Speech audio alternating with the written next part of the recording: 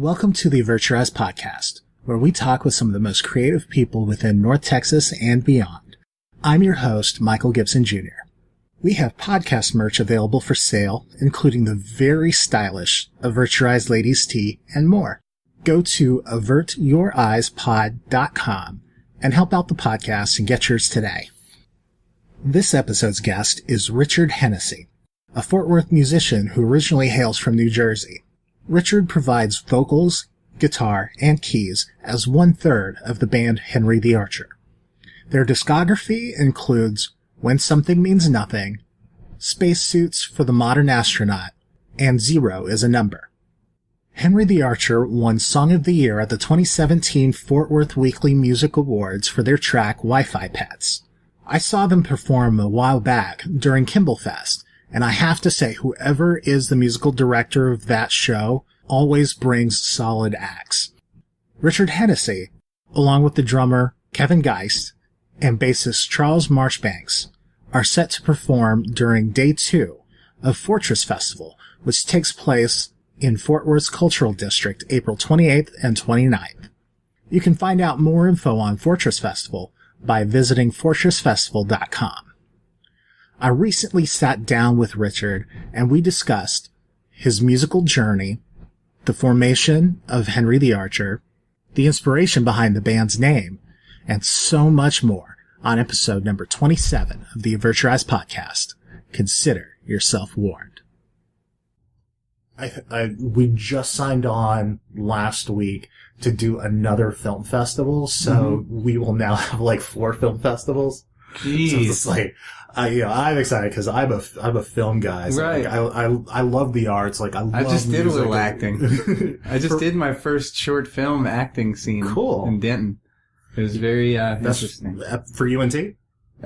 For one of their students, he was shooting a short film, and he had shot our last music video. Cool. So I said, "Hey, it was great working with you. Let me know if you're ever doing a film or anything. I want to give that a shot." So he did, and I gave it a shot. Right on. Yeah, I went to UNT, majored in radio, television, and film up there. Oh, nice. There was one of these that I had made for you way back when, before we had to reschedule. Is this it? No. Sorry about all that. Oh, no. Like, don't even... Where's that? Things can get crazy. I can imagine. Like, what does your typical day... We've already started, but what does your typical day look like as a musician? Well, I don't know. I also have a full-time day job, too. Because I've got 2 kids, right? Right. So I've got to make sure that, I am able to have enough income. But having a full-time job does tie you to a certain location. But a typical day, sorry. I really write when I feel inspired. So I'm working on music all day. So I'd say my day, I don't want to start my day in the morning, I guess. It starts in the morning, I get up, I try to get to work, but I'm really on the way to work, I'm listening to instrumentals that I put together either the day before or the night before, trying to memorize lyrics.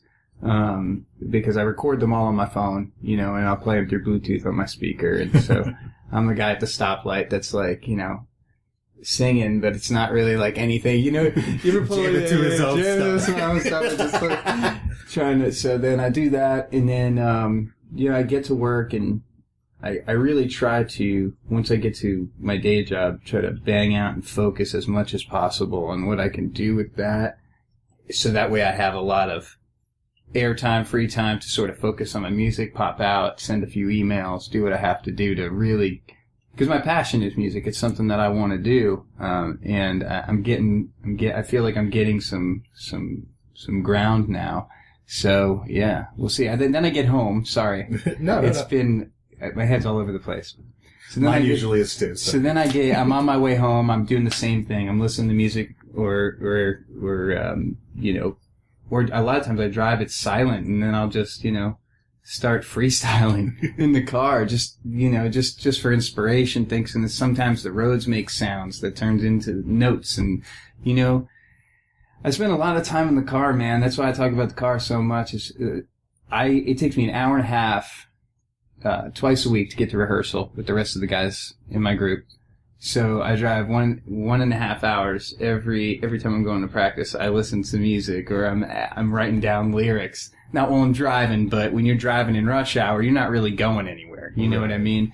So my whole life is really music, and I really don't get any sleep because if there's free time, then I should be doing something with it, right? Right. And a lot of times I find that the peak of my inspiration would be at like 4 a.m. So in order to get there, you got to stay up. I've never woken up feeling inspired at 4 a.m. I think I've become inspired at 4 a.m. after being up for that long. I don't know what there is about that. I don't think I'm the only person like that, but I feel like my brain really comes alive at 4 a.m., which is why I'm all tripped out like right now, midday, is because I'm up so late dealing with that inspiration, then waking up the next day and listening to it on the way to my day job, and then on the way home from my day job, and then packing up the gear and then on to rehearsal and then back. And if there's free time, I'm doing a podcast, or I'm trying to hit up a radio station, or I'm booking shows, or I'm sending emails, or, doing the next best thing I can do to take it to the next level. Sorry for the long answer. No, like, the more, the merrier. You edit that up? Usually most of the editing that I do is taking out, like, the pauses and the ums. Like, pretty much I leave everything as it is, unless somebody asks me to take something out. But who is Henry the Archer? Me. Essentially, it's my stage name. So I was living in New Jersey for most of all of my life, in the state of New Jersey, and I come from a background, my family, and I'm the black sheep of my family. Most of us are black sheeps of our family. We all think we're unique, I guess, but in actuality, I still to this day am pretty much the black sheep of my family. And so during when I was taking a few college courses and I stepped away from music for a little bit, and I started writing an autobiography set in fictional time, in a fictional setting set in medieval times, about myself, to kind of vent my issues, get them out there, but not be too personal. I kind of needed to vent all that stuff, and so I put in a book. I titled it Henry the Archer, because Henry was the lead character who's really portrayed me and my character in real life, and then his family portrayed my family, and he wanted to be an archer, and they were a family of Masons, yada yada, this whole thing. Never finished it, and I wound up having my first daughter, and that's when I started really realizing, like, I want to pass music along to her, and I really started thinking about how important music was to me, and then looking at her and saying, I would want this little baby to do whatever it is that she wants to do, and how can I prove to her that that's a possibility?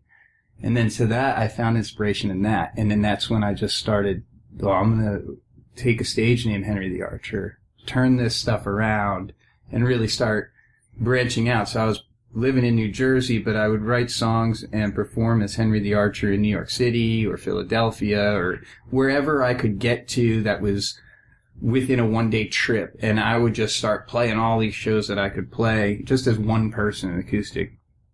And then after that, I really wanted to do the full band thing, but I had a few musicians that were friends, but they were in bands already. So one of them, Daryl Sellers, who's a bass player and a great recording engineer, and another one, James Brady, he played drums. They were friends of mine. They got together and they were able to throw down rhythm sections to my music. So I had that recorded. I had my songs with rhythm sections, and it never really went anywhere because I couldn't have full-time musicians. I just never ran into the right people. They were awesome. We had chemistry, but it was a schedule conflict. So, long story short, I got offered a position down here in Fort Worth. And so I took it, with my day job, granted, and I moved down here, and I still wanted to play shows. So I did, acoustically. I was playing shows. Oh, I forgot to mention that in the meantime, I couldn't really play shows when my first daughter was born, so what I was doing is I was recording my songs acoustically, which is like my first album, and I would send those off to music licensing companies for use in TV and movies, and I did get a few hits there, and because of that I was able to afford, better instruments and more motivation. And so anyway, fast forward back into Texas. I played an acoustic show at the Grotto, which is no longer with us from what I hear. And I was seen by, I forget, at the time it was a promoter in the area, and he had said, you should really get a full band behind you. And I said, well, I have, an example of what I would want that to be, but I haven't found the proper musicians. He's like, oh, well, send it to me. So I sent him a copy of the thing that my goal. This is what I want me to sound like with some support musicians. And he posted that somewhere, whether it be Facebook or something else. And, all of a sudden I get an email from Kevin Geist, who's my current drummer now. And this was about 4 years ago. And he said, oh, I'm totally interested. He heard the track, From Across the Room, which is currently on the new record, 0 is a Number, that's out right now. So he had joined, and we were looking for a bass player. I was looking for somebody that not only could play an instrument, but share chemistry. Much like having a good conversation with somebody. You either have chemistry with that person or you don't have chemistry with that person. Same thing carries over in music. So not everybody could just play bass or play drums. I am super lucky and grateful that it was like, when I met Kevin, it hit off right away. There was I am so lucky. I am really lucky with the drummer that I have. Anyway, so then we were auditioning bassists and nothing was hitting. And then eventually he was like, well, I got this friend of mine. His name is Matt Hembry. And so Matt Hembry, who is currently the bassist for Stoogephilia and Pablo and the Hemp Hill 7 out of Fort Worth, and Goodwin out of Fort Worth. He's a good dude. He played with us for about, I want to say, 1.5 2 years. And we released the album, When Something Means Nothing. That really caught some ground because a couple of tracks got on 91.7 KXT over there in Dallas, Fort Worth. And shortly after then, as the buzz was starting to go out there, we lost a little momentum because Matt had some things going on in his life, and so we had a conversation, and we were suddenly looking for a new bassist. There's no bad blood between Matt. I consider him a best friend. And he's always a part of this band if he ever wants back in. So essentially he left and we were looking for a bass player. And I already kind of had an idea in mind who I wanted that to be. But long story short, it wound up being Charles Marchbanks. We had played a show for the Fort Worth Rock Assembly. We were The Cure, and there was a band Chillamundo, and was it Chingalotus? And they were Cake. And so the bass player that was playing with them happened to be the exact same person I was trying to explain to my drummer I was interested in having him perform with us. And it worked out perfectly because then my bassist got to see firsthand exactly why I felt that way.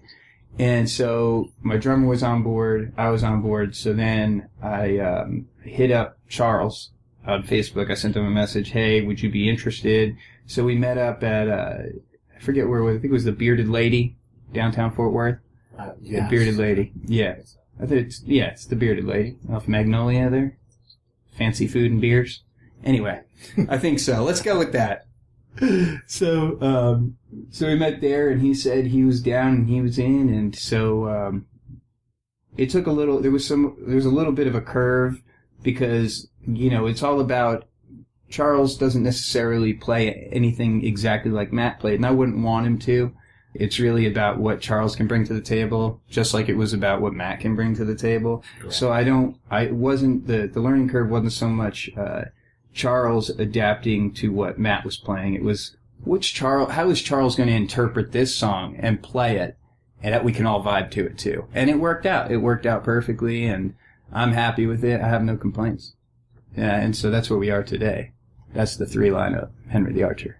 Yeah, it's always very interesting because, musically how people how a band comes and gels. Like, one of my favorite bands is Incubus. Mm-hmm. And when the bassist left and they brought in this new guy, it was like, who's this guy, Ben Kenny, but then I started researching it and I was like, oh, like, he played with the Roots and like those guys are serious. And then like he had some of his own stuff and I was just like, some of his solo stuff, and I was blown. I was like, okay, I'll give him a chance. Yeah, that's the thing. It was like there is one bass player that can't be replaced. You remember Weezer?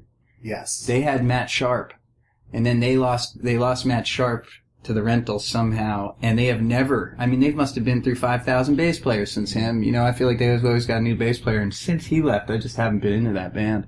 Wow. But yeah, no, a bass player to me, I mean, they really hold it down. Bass is really what my passion was in high school, getting into playing in bands. I was the bass player and I sang. Okay. And I loved playing bass, man. There's something about your feet vibrating when you hit a string. You know what I'm saying? Yeah. It's just so awesome. And like when you hit that, everybody in the audience can feel that vibration, man. That's powerful. I love it. I'm always not jealous, but I'm always envious of the ability my bass player has. Like, I want that. I want to hold the bass. Just let me hold it for a little bit and hit it a few times and make everybody feel that way. I'll give it back to you, but you can't do it. Can't have all the fun, I guess, Yeah. Yeah. The rhythm section's always very important. Oh, yeah. Because, there's, and it's funny too, like going back to, bringing up Incubus again, like they've definitely changed their sound. Mm-hmm. With bringing in their bassist, but listening to interviews, and Mike talks about how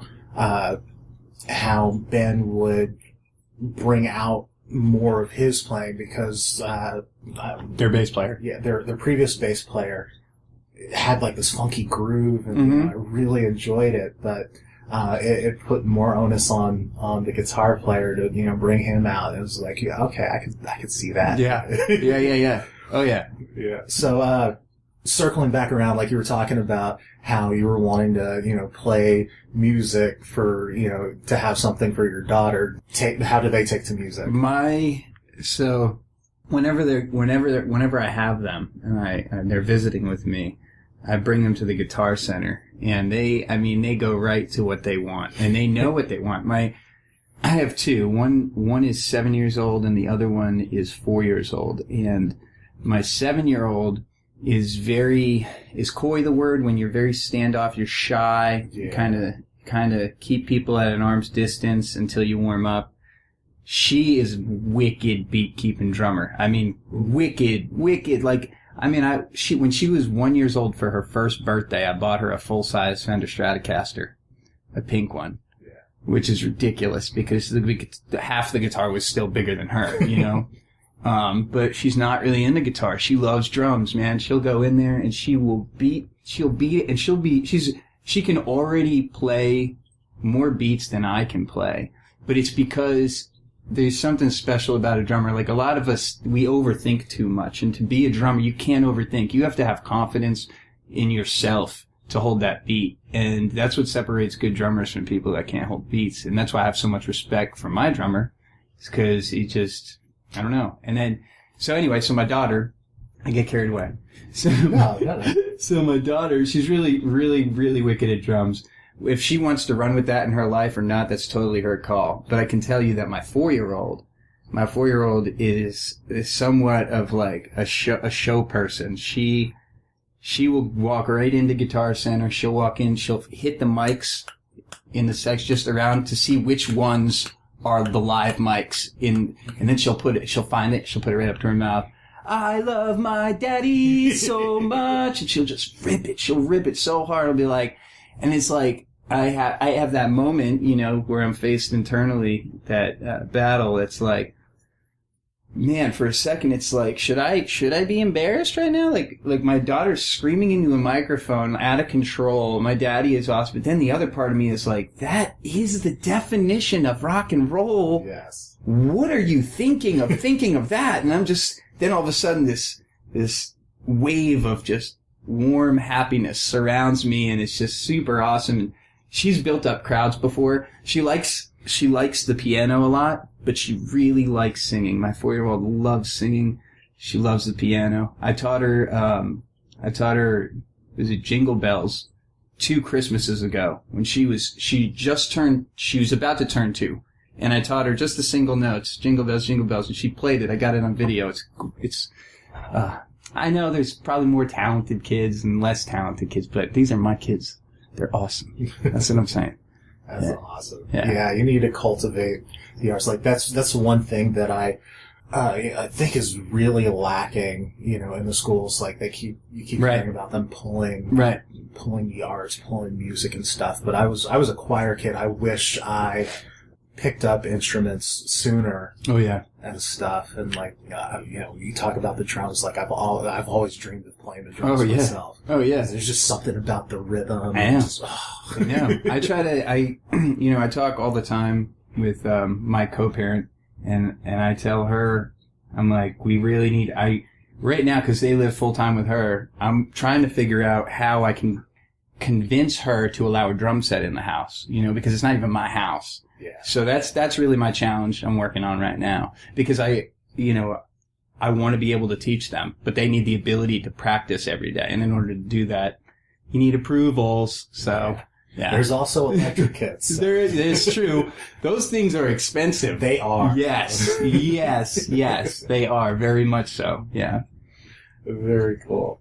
Well, you touched on, playing bass in high school. Did you have any formal musical education? No, I just told this story to my band the other day, actually. So I started because I lived in Boundbrook, New Jersey, and we had a music class which consisted of this lady that would bring a record player on a 4-wheel cart into the room, and you'd sing and do that whole thing. But I remember it was first grade, and they were like, okay, so now we're going to start getting kids involved or whatever. And then sometime in between first and third, this music teacher convinced the school to put on like a show or something. So all these kids, I can't really remember, man, because that was a long time ago, but I do remember I was assigned my first instrument was a trumpet, and it wasn't because I wanted it to be. I wanted it to be a drum, a snare drum specifically. This is ridiculous, the school I went to. So I wanted it to be a snare drum, only my family couldn't afford the snare drum at the time, and my stepfather had a bent trumpet in the attic of his house.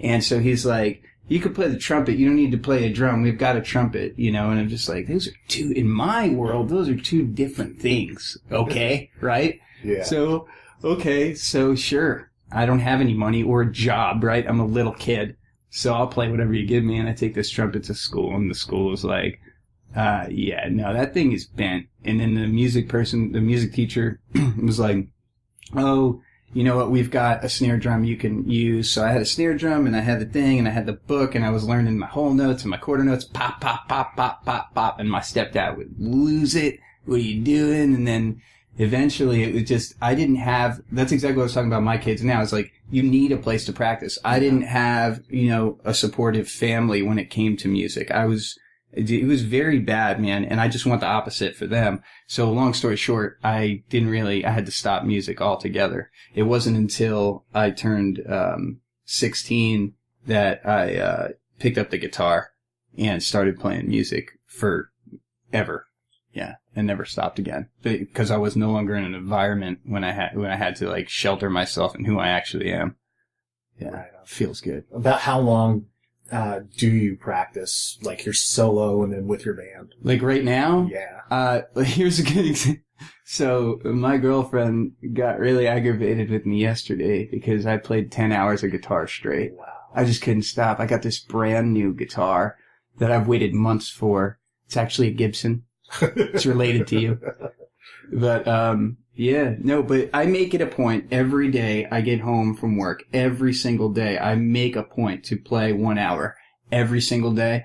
And it's not 1 hour of just practicing my songs. It's just jamming out for an hour. And that hour turns into an hour and a half. And then I'll be like, oh, let me record this idea, this little thing I just came up with. And then I'll eat a little sandwich or something. Then I'll come back and I'll be playing. And then it'll be 8 o'clock at night, 9 o'clock at night now. And it's like, oh, the TV wasn't on yet, you know? And then she'll come home, she'll put the TV on. I'm like, don't put the TV on right now. I'm in the zone right now. You know what I mean? This will be every day, man. I don't know. I just, like, my room is surrounded in instruments.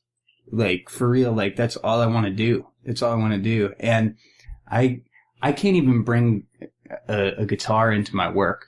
It drives me nuts. It does. It drives me nuts. You just had me thinking about that. It does. Yeah. So I practice every day but I don't consider it practice.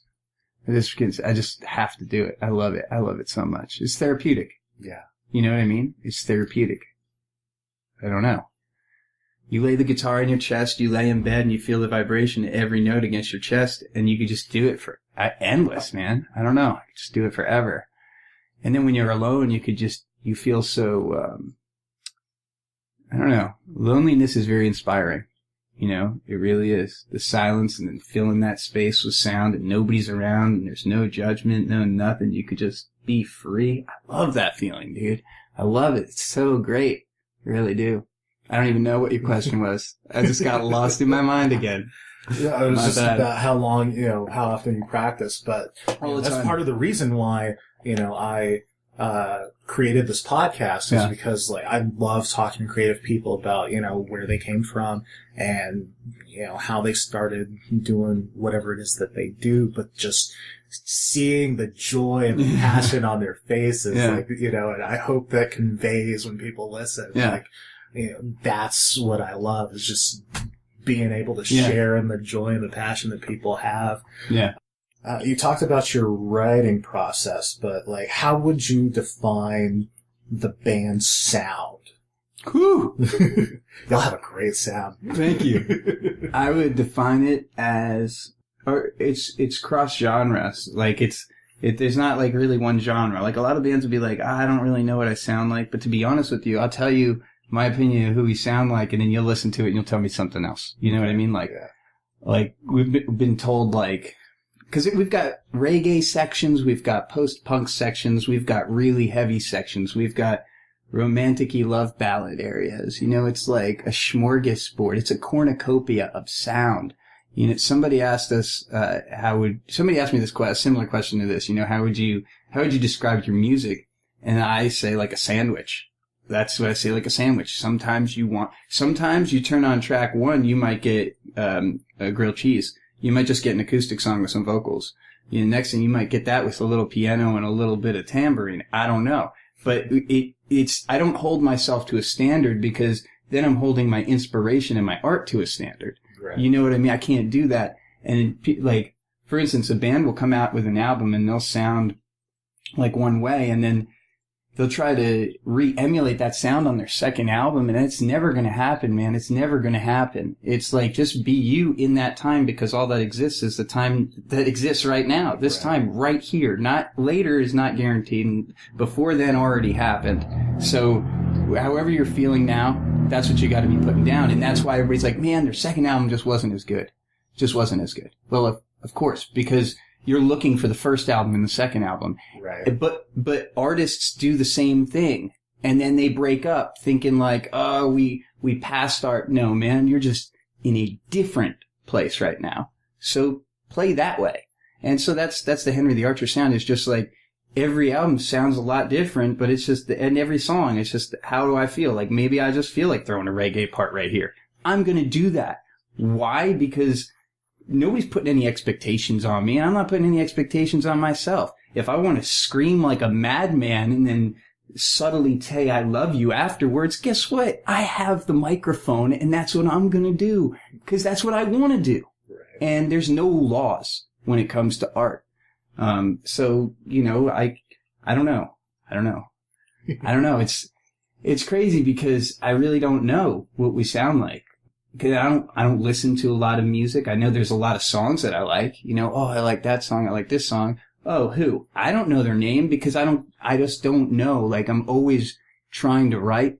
Like, I'm always trying always coming up with ideas. I hate to say trying, because I feel like ideas just drop out of the air. Yeah. That's the problem, though. It's like, as soon as I start hearing something else, I get a little aggravated because I feel like it's distracting me from something I could be creating. And so, does that make me a horrible person? Maybe to some people, but that's the person that I am. That's exactly who I am. So, what is it? I don't know. Well, you say that you don't necessarily, actively listen to other musicians, but I'm sure while you're out there performing and stuff, you do see like some of your contemporaries and stuff. Absolutely. Like, who are some of the people that you sort of look up to musically that are out there right now? Out there right now that I look up to musically, man, that's a lot of people. That's a lot of people, man. Like Vincent Neil Emerson. Right? You know who he is? I do not. He is a magical country singing guitar genius. Not my kind of music at all, but oh my God, I can't leave when he's playing. He's just that talented. His voice, the way he treats the crowd, his guitar work is incredible. Then there's Danny and Chris, they're a duet.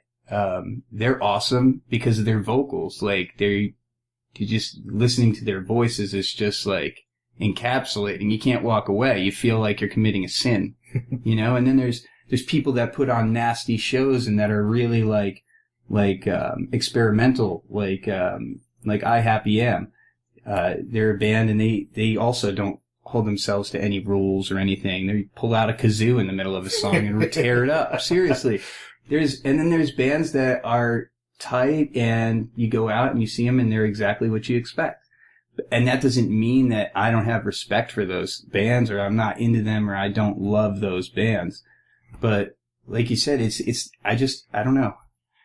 I have a lot of respect for Fort Worth and the quality of musicians that we're pumping out. It's awesome to know that when you go out in Fort Worth and you're playing a show, the band that's opening and the band that's closing are of the same caliber. It's crazy. It's like we get asked to play a show and they'll be like, what slot do you want? It's like, I don't care. The whole night's going to be awesome. It's like Cowtown's getting so known for music now. Yeah. It's insane, isn't it? It's insane. Yes. And it's because of the power of our musicians. It's like sometime in the last 4 years, something happened and people realized like we're as powerful as we are when we're working all together. Like, it seems like, you notice that? Is it just me? It's no, I've noticed that too.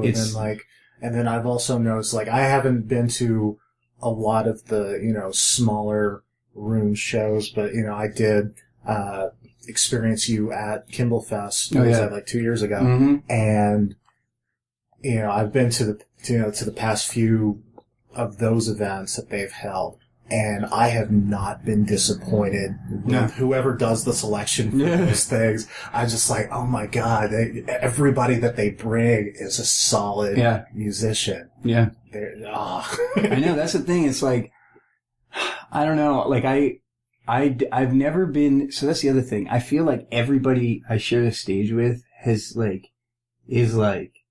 knows what they're doing. Yeah.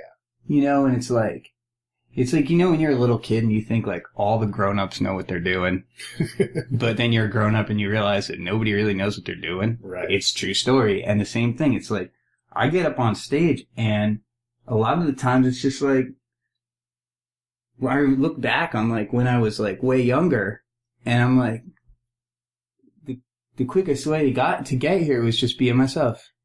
That was it. It was just, it's like they say follow your dreams and they'll take you where you want to go. And then you think that's just a loogie, but it's not a loogie. It's really, it's about putting in the work and the time. But then again, like a lot of people give up on their dream and then you have to say like, was it your dream? Because I couldn't fathom giving this up. I don't know if I'm 65, I'm still going to be playing shows. I know that. I can't imagine not. Like, even if I'm missing both my legs and I have one arm, I'm going to figure it out. It's going to happen. So, I don't know. So, yeah, I don't know. I feel like that's why people always think it's hard to make it in the music and it's hard. It's not. It's just some people give up. Some people give up. I mean, there's some people that probably should give up.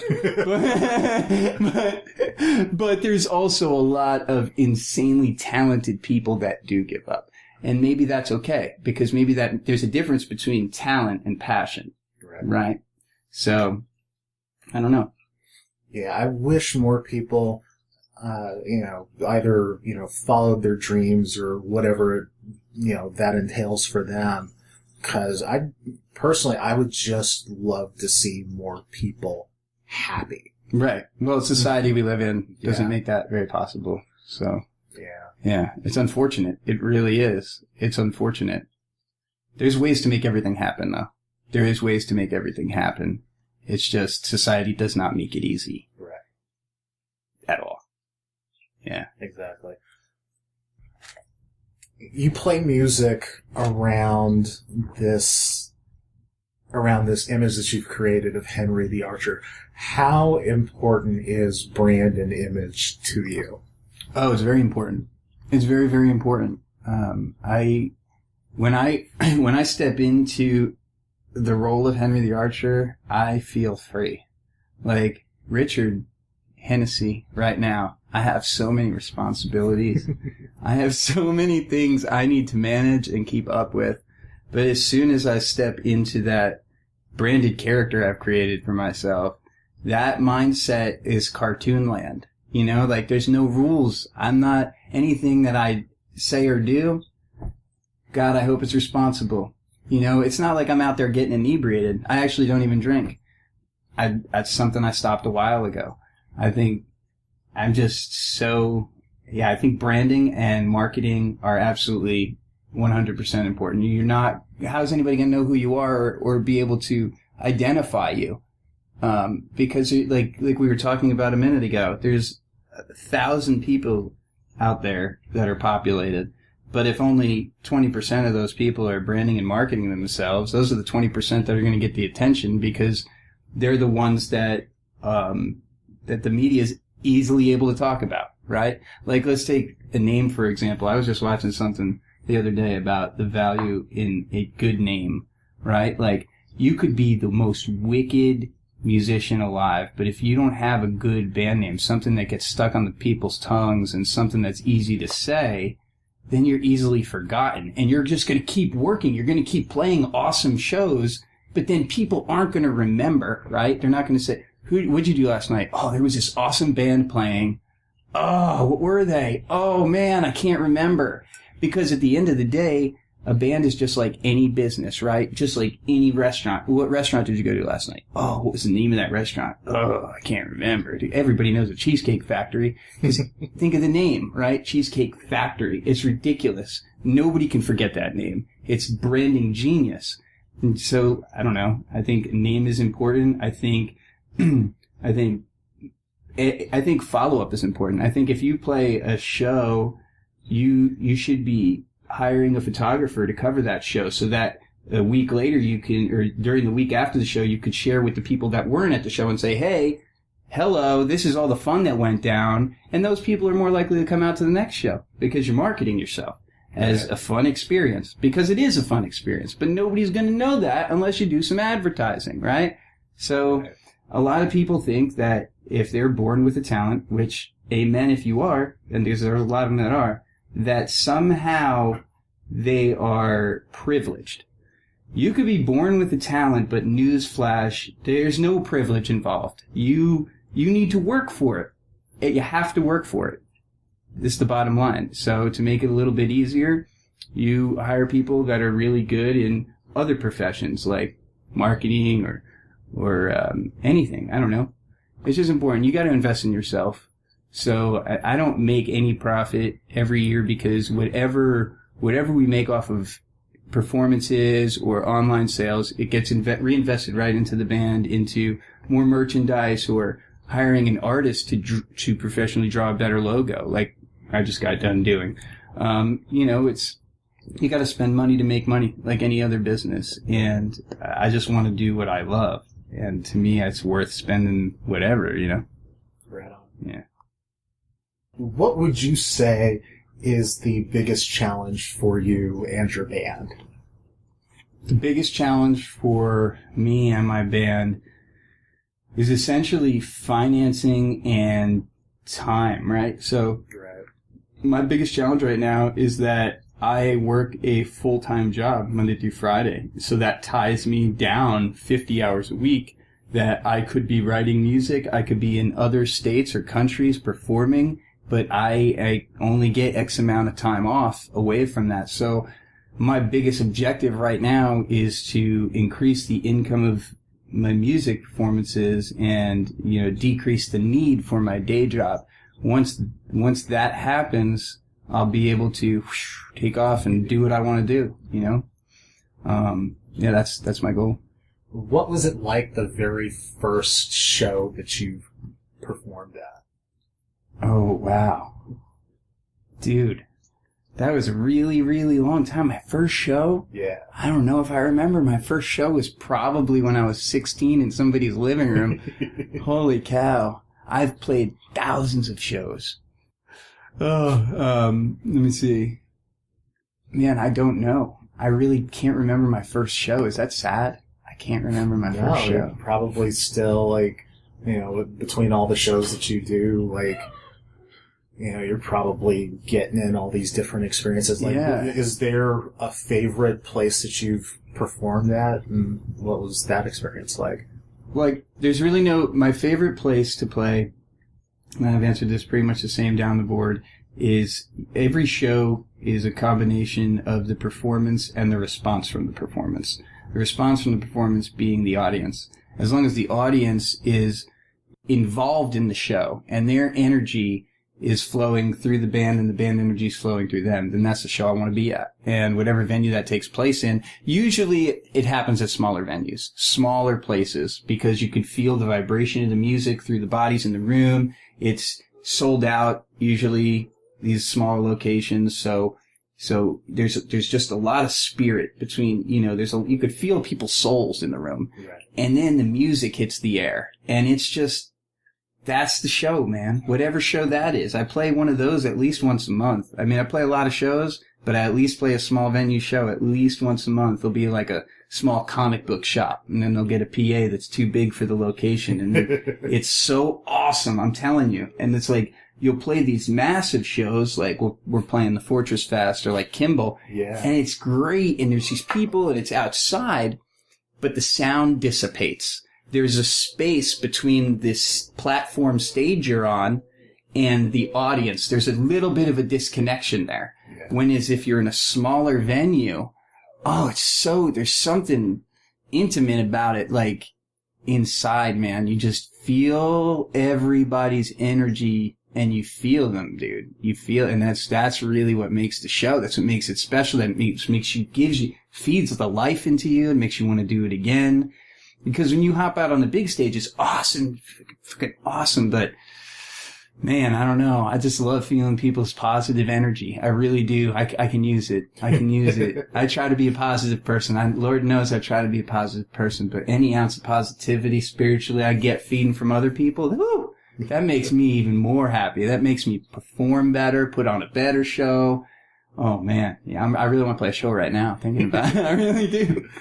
Well, speaking of spirituality, do you follow a certain tenet or religion? No. My father is a non-denominational evangelical pastor in New Jersey. He's been a pastor for as long as I can remember. A lot of my rhythm and my music come from the Gospels, church, and that. Man, we get down, and I feel like my father's overbearing forcefulness of telling me that there's only one way in life is what pushes me away from that life. It's extraordinarily hypocritical, but at the same time, I don't care what religion anybody is. Don't be an ASS, and we're all good. Whatever makes you happy at the end of the day, whoever you want to hug at the end of the night, and whoever you want to kneel down to, why do I care about that? I should care more about if it's making you a bad person than if it's making you happy. What the heck is wrong with people?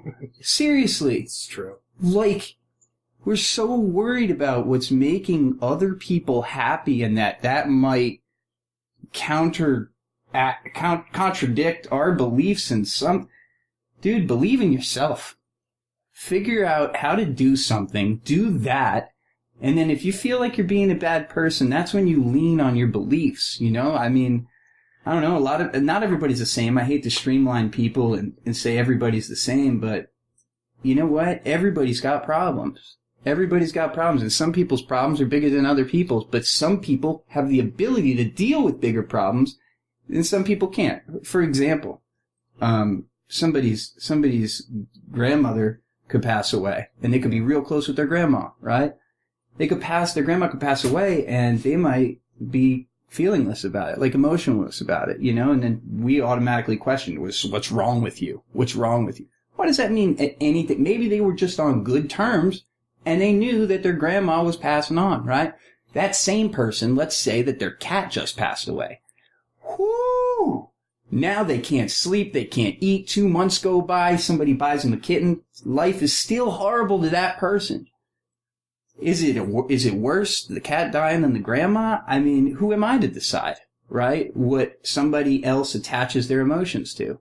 The very thought of me even having the ability of having an opinion or a judgment that's even valid in somebody else's life is completely absurd to me. Granted, we all have to live here together. Yeah. We all have to, you know, share the same resources and live in the same places, and some of us don't bathe. That stinks. That really bothers me. That's my biggest qualm. Let's make a shower religion. How about that? I'll go for that. I'll fight for that. But outside of that, I mean, I don't know if you're Christian, if you're Jew, if you're Muslim, but if you are whatever you are, there's so many religions in the world. I'm all about find the one that works for you. Go with that.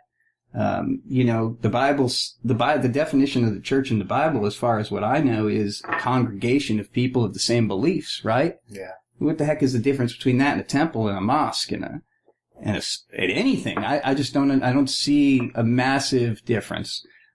And this is probably going to get me all sorts of hate, and I hope I don't get, you know, beat up, but I don't care. I really don't care. There's not enough people saying the right thing, right? Like, I'm not better than anybody. Dude, I make so many bad decisions. I have so many horrible thoughts, but I try to work on recognizing that those are bad opinions and recognizing that those are bad thoughts. I'm not spending my time looking at other people and their bad opinions. You know how easy that is to do? I don't have time for that, man. I wouldn't have enough time to work on correcting myself, you know, if I'm spending time pointing my finger at other people. I just wouldn't. And it's hard. It's hard because my music is unbalanced, right? But it has a balance because it's unbalanced. So you've got extremely like crazy, and then you've got, you know, but it's like my personality. Like, I'm not 100%, you know, but none of us are. Right. You know, none of us are. I just think unless we expose who we are, whether that be through a stage name or not, unless we expose our true identities, you know, and stop hiding behind congregations. If we can become humble enough to express ourselves for who we actually are, I think we can find a peace in that, you know, and maybe an excitement in it, and then better ourselves. I don't know. Well, then how do you define happiness? Well, I'm glad you asked me that question because I'm working on that right now. I just started reading a book, which I'm not completed reading yet. But, I'm not going to give the title away because I don't know if it's a good book yet or not. But, you know, a lot of the book has to do with that. And like, it's, what is happiness? Happiness is, I don't know. The book has to do with essentially why look for happiness in anything? Shouldn't the goal be having true joy? Like joy within, and just joy within right now. Joy in this moment with you, Michael. Like, this is the moment that is going to pass and never happen again. This moment right here. And that's really what I'm focusing on. That's really what I'm focusing. I already forgot the question because it was in the past. What was the question? Seriously. How do you define happiness? Yeah. I define happiness as contentment with your situation and joy with any situation. I don't know. I don't know what I find happiness because I don't care about happiness. I don't really care about happiness. I've looked for happiness for so long. Like, I swear to gosh, like, so long I've looked for happiness. It's like, you know, when you're single and you're like, oh man, I'm never going to find the right person, and you don't look for it anymore, and then boom, there's that person right there. Right. Same thing with happiness. Same exact thing with happiness. It's like, I don't know, I have so many cooler stories from bad things that happen that those generate happiness, you know? So I don't know. I don't know how I find happiness, or I just know everything is connected to everything else. Something really bad that can happen in an hour from now or an hour ago I could talk about later on, and it'll be a happy conversation with somebody. Dude, you won't believe this story. It was crazy. But you touched on joy, so what brings you the greatest joy besides your music? My kids. Easily my kids' happiness. Just my kids' happiness. Just knowing that they're happy. And not beating each other up. That's it. I mean, that and music. Yeah, that's it. That's it. Man, there's something about hitting a note on stage. The joy is when you hit this note on stage that you're not supposed to hit, but you go for it because you know that it is the note of absolute freedom. And the other night we played a show, right? Saturday night. And we're in the middle of this song, and it was a brand new song, man, just showing it to everybody. And I felt so inspired by the room's energy and so inspired by my band just playing the song right, because all of us mess up all the time. Right. But this night, this one song, this new time, everything was so right. And I'm just like at the end, and every time we practiced it, there's always this one note. It's super sour, but super sexy. And I want to go to it every single time. And I'm like, no, I know it's going to throw them off. I know it's going to throw them off. I know it's going to throw them off. So I never go to it. And I'm telling you, man, Saturday night, this room was lit up on fire. This part comes towards the end of the song. Dude, I saw it. And I went for it. And I hit this freaking note, dude. I hit this note so hard. The room lit up with just, yeah! I was like, oh! I turn around and look at my drummer, and he just gives me the look of, yeah, man, that was right. And I was like, oh, dude, I felt so right. I'm sitting there, I'm trying to finish the song with that feeling of joy inside of me. It was just like, because I trusted myself, right? I trusted myself. I looked inward instead of outward, and I trusted myself, and I had that moment of joy. Yeah. That's awesome. Like, how do you know when a song that you're working on is ready to bring to an audience? Well, when I have super fun playing it. Because there's songs like Disco Panda that are on my album Zero's Number that are, it's titled New Suit now. And that song was so fun to play when we made it. We played it at a house show. Lyrically, it wasn't done. Lyrically, it was about something completely different than it ended up being about. And so because of that, we still played it live all the time, but when it was about to hit the album, I changed the lyrics to something else that was just as meaningful to me, if not more, by the time the album came out, because that song now, New Suit, is all about the arrogance of others. And the arrogance of others. And it really, I'm glad that, never mind. There's so many, I'm a talkative person.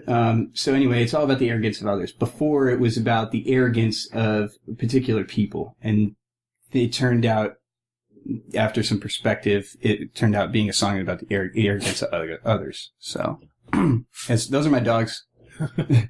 How, just two? Two dachshunds. What kind of dogs are they? Miniature dachshunds. Ah. Yeah. No.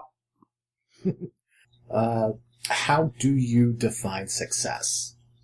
How do I define success? Success is, to me, success is being able to fail and and then get up and keep going. And that's success. I mean, that's it. It's that simple. It's really that simple. It doesn't get more complicated. There's no more thought to it than that. It's really not. Just get back up and keep going. What would you tell somebody wanting to become a musician? Do it. Do it now, not tomorrow. Don't wait for somebody else's approval. Buy yourself an instrument. You can sell it if you change your mind later, or you can give it to somebody else who can't afford an instrument. Do it now. Don't wait another day. You only have one life. You don't know what's going to happen when you walk out the door. We have a Cheeto in the office right now. You don't know what's going to happen. I'm 100% serious. You don't know what's going to happen. And you don't know if you have a secret gift. If you are good at it, or if you want to play music for a deeper reason than you yourself even know. How do you even know that your great-great-great-great-great-great-great-great-grandma wasn't super gifted, and that's in your DNA, and just because your dad's on computers all day and your mom works at the circus, it's an interesting couple, I guess. That doesn't mean you can't be a musician, though, you know? Right. It doesn't mean that. And like me, my family was not supportive. Although now you'd be pretty different stories being sung on that side of the country. But yeah, man, it's your life, man or woman. It is your life, and you have to do it. You have to get up right now and go get something. If you don't know what that something is, message me. I'm more than willing to help you out and talk to anybody. I just talk a lot sometimes when I want to. But do it. Awesome. And then what would you tell your younger self? What would I tell my younger self? Man. I would say don't do drugs. Don't do drugs. And if you're going to do drugs, talk to your parents about it, because I'm telling you right now, a lot of people's parents have done drugs and they have had experiences. I mean, I think that we live in a society that is so built around the fear of drugs that, like, we've built situations where kids are running off in areas unsupervised and doing dangerous things, dangerous quantities of things. And then that's horrible. I'm not saying drugs should be legal. I'm just saying, let's be realistic. You can't watch your kids all day and all night, right? You can't know who they're going to be friends with. All we can do, our job as parents and human beings, is to better train our future humans. And by that I mean educating them, not hiding them behind closed doors, and not telling them something's bad without giving them an actual reason or a viable experience. You know, just something. I think it's just all about communication, man. Life's all about communication. So when you ask me if I was going to tell myself something when I was younger, it would be, man, don't do drugs. Because, I don't know, I think I'd listen to an older me, you know? At the same time, though, if I didn't make all those decisions, I'm not going to call them mistakes, would I be the person I am right now? Would I be talking from the same mindset I am right now? I don't know. I know that my choices in bad decision making in the past have hindered me from doing other things and other opportunities, but that's not to say that those wouldn't have led to worse situations than I'm currently in right now. I don't control the cosmos. I just live here. So, as we all do. As we all do. As we all do. But no, I'm happy. I think if I could look back on myself, I would just say, you know, just keep your chin up, man. Don't be so sad and depressed all the time. You know? Don't. It's all good. And even if it's not all good, it is what it is. Everybody's going through the same thing. And if it seems like they're not, they're just really good at acting like they're not. That's it. It's it. It's just like, it's really hard for our kids, man. You know, I didn't know until I was a father that it's like, then you gain that perspective, right? You gain that perspective. It's like, man, I don't know. Love the future. Love the children. Love the children. Stop hating people. That's it. Just stop hating people. And this is pretty good. I didn't drop any foul languages the whole time. That's good for me. But yeah. Very cool. Is there any last things that you want to say? Yeah, we got, if you want to come out to a show, I highly recommend Fortress Festival. We're going to be playing Sunday, April 29th. Headliners are Father John Misty, Chromeo, and Courtney Barnett. But it is a 2-day festival. The first day, there's RZA and De La Soul and a bunch of other great local talent and national talent. Again, that's Fortress Festival. More information and tickets at fortressfestival.com. I hope to see you there. And then, what social media do y'all have for the band? So we have Facebook, which is at facebook.com/Henry the Archer, Twitter, which is at Henry the Archer, Instagram, which is also at Henry the Archer. And then there's some other ones out there I'm updating. There is a YouTube channel, which is YouTube Henry the Archer. Then there's a Snapchat, but I think I'm getting rid of that. I've been getting some interesting things coming my way. I did not fully realize the capabilities of this thing. I don't understand Snapchat at all. Dude, I'm telling you, sometimes you never know what you're clicking on. So, yeah, that may or may not exist in the near future, the Snapchat. I'm looking on putting a new Instagram together to encompass the full band performances, tours, shows, because the Instagram we have in place right now is really my personal Instagram that I've had in place since I was up in Jersey and in New York and Philly and all over the place. So it's been around for years, but it really encompasses my personal journey, not the journey with the guys. Right. So I'm thinking of starting a new Instagram. So we'll see, and I'll keep you updated on that if it changes before you post. Yeah, I'm going to probably put this up about the beginning of April. Sure. So that, and I just did another one with a buddy of mine who's got a band up in Denton. Sure. But she'll probably go up before he does, so that to try to, get y'all's, as much buzz as I can before Fortress Fest. They're supposed to be sold out. It's supposed to be 15,000 people. 15,000. That's amazing. Descending on Fort Worth. And, yeah.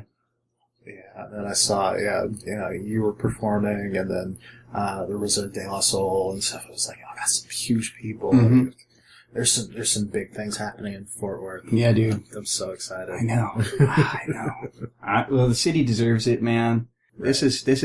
There's a reason that I'm still in the city, and I promote the city, and I love the city, man. I do. I love it so much. I really, really, really do. It's grown in a beautiful way, too. Beautiful, beautiful way, man. And there's so much art. There's so much culture. Oh, my goodness. Here. And it was like, some of it has like been going on for years, and I'm like just finding about stuff. And I was just like, oh my God. Because like I started studying improv several years ago with 4 Day Weekend, and they've been around for like, I forgot how many years, but it was like 10 or 20 years. I'm just like, where have y'all been? How come I'm just finding out about them? Yeah, man. I was like, so if I found out about them years ago, who knows? Mm-hmm. Well, thanks for sitting down with me, Richard. I appreciate it. Hopefully we'll do this again sometime, and then the next year, maybe. Definitely. Cool. That's the podcast. Thank you again to Richard Hennessy for sitting down with me and for sharing his story. Check out Henry the Archer during Fortress Festival 2018, and be sure to follow Richard Hennessy and the gang on social for more of their upcoming exploits. See a show, support the arts, and support local. Keep up with the Avert Your Eyes podcast, or check out past episodes and more by visiting our website, avertyoureyeспod.com. There you'll find everything you need to subscribe to the podcast, with links to Apple Podcasts, Stitcher, Twitter, Facebook, and don't forget to leave a comment or review or check out the new merch. Again, thank you so much for listening. I'm Michael Gibson Jr., and until next time on the Avert Your Eyes podcast, consider yourself warned.